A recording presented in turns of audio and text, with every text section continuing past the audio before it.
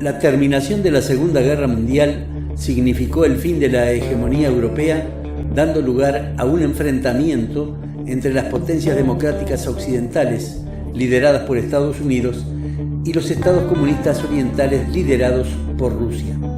Este periodo fue designado como la Guerra Fría por la tremenda confrontación de modelos políticos, ideológicos, sociales, tecnológicos, militares y espaciales existente entre los nombrados bloques, y porque aunque no ocurrieron enfrentamientos militares directos, existieron conflictos muy importantes que dejaron al mundo al borde de una guerra nuclear.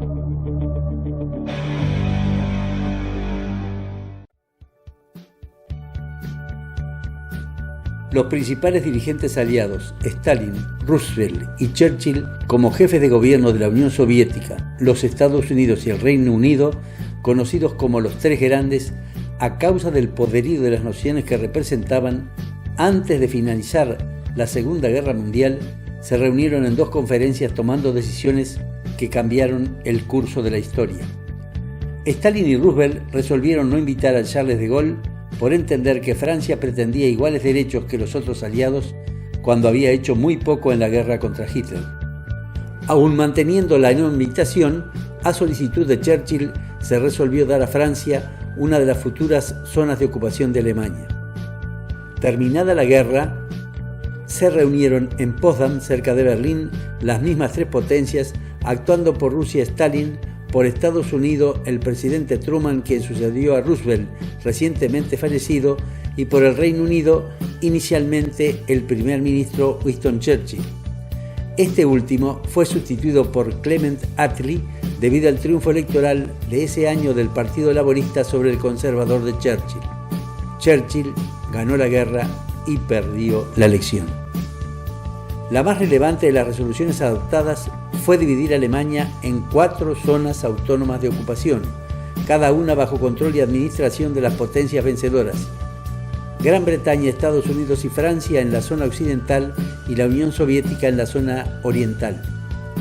La ciudad de Berlín también fue dividida en 4 sectores: el oriental controlado por la Unión Soviética y el occidental repartido en 3 sectores: francés al norte, británico al oeste y estadounidense al sur. Pero toda esta ciudad quedó como una auténtica isla ubicada íntegramente dentro de la parte de Alemania controlada exclusivamente por la Unión Soviética.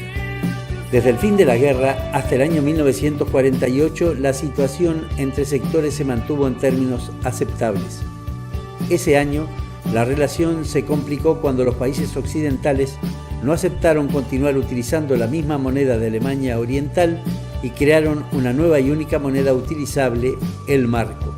Como represalia y con el propósito que las potencias occidentales se retiraran de las zonas que controlaban de Berlín, el ejército soviético bloqueó totalmente a Berlín Occidental, cortando todas las vías de acceso terrestre a la ciudad. Para solucionar el problema, el Comando Aéreo Aliado decidió abastecer la ciudad por vía aérea a través de los 3 corredores aéreos legalmente establecidos.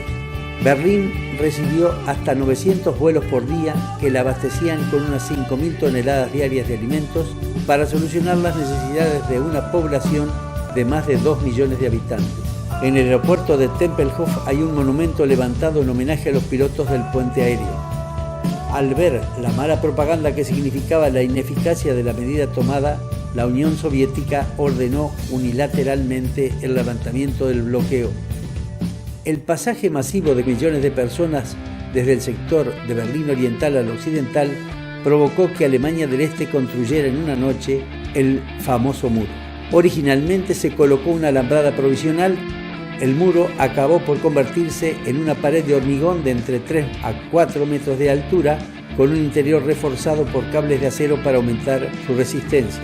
Complementaban el mismo un foso, una alambrada, una carretera por la que circulaban constantemente vehículos militares, sistemas de alarma, torres de vigilancia y patrullas portando armas automáticas acompañadas por perros las 24 horas del día.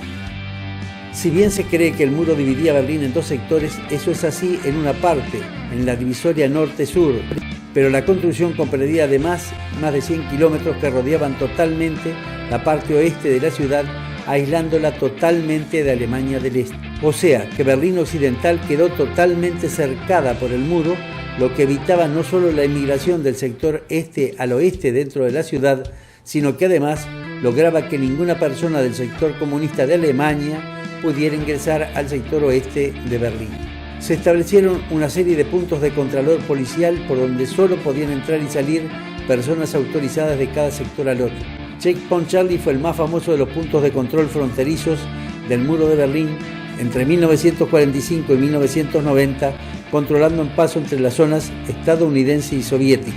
El 27 de octubre de 1961 se produjo una confrontación directa y peligrosa entre tropas soviéticas y estadounidenses, formando 10 carros de combate de cada bando junto a la línea fronteriza. El día siguiente, ambas unidades de combate fueron retiradas, pues ambos bandos temían que el conflicto de Berlín acabase en una guerra atómica. Este punto de control fue demolido en 1990.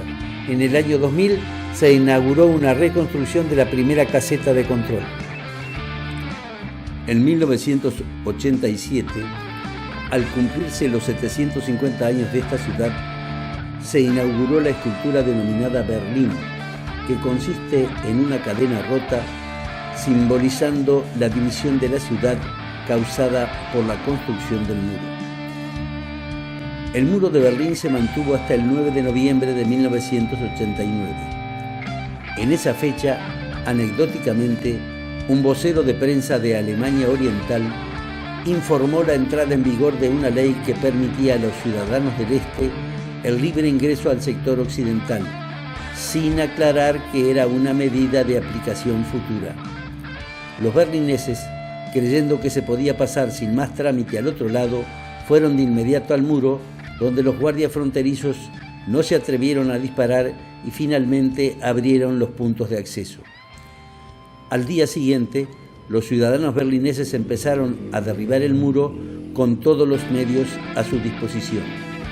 La apertura del muro fue un momento profundamente importante en la historia del mundo contemporáneo. Varias asociaciones de artistas consiguieron los permisos para fundar en una parte del muro la East Side Gallery, una galería de arte urbano al aire libre sobre una sección de 1.316 metros en la calle Mühlenstraße, a orillas del río Spree.